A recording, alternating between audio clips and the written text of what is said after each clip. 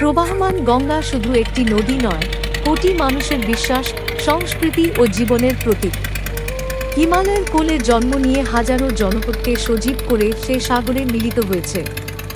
গঙ্গার জল যেমন প্রকৃতিকে প্রাণ দেয়, তেমনি মানুষের হৃদয়ে জাগায় পবিত্রতা ও আশার আলো। তাই গঙ্গাকে পরিষ্কার ও দূষণমুক্ত রাখা আমাদের সকলের দায়িত্ব। এটাই প্রকৃত শ্রদ্ধা এই পবিত্র নদীর প্রতি।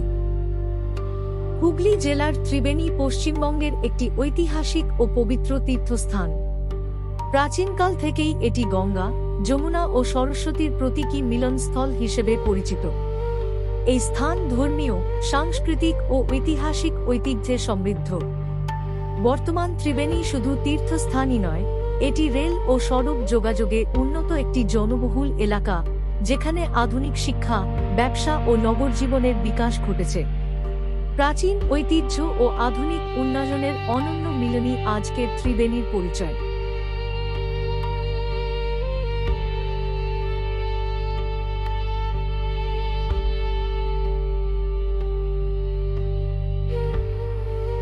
আমার জ্যাঠাতো দিদির শাশুড়ি মারা যায় এবং দাহ করার জন্য ত্রিবেণী শ্মশানে নেওয়া হয়।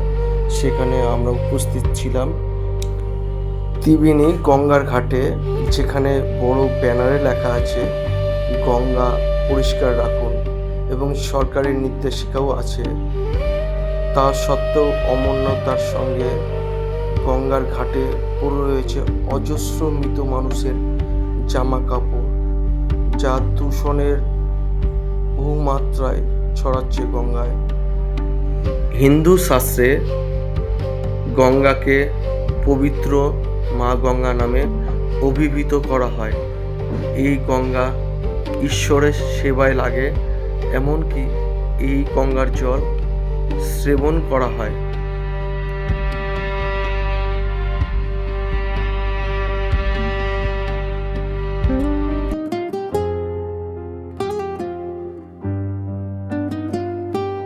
গঙ্গা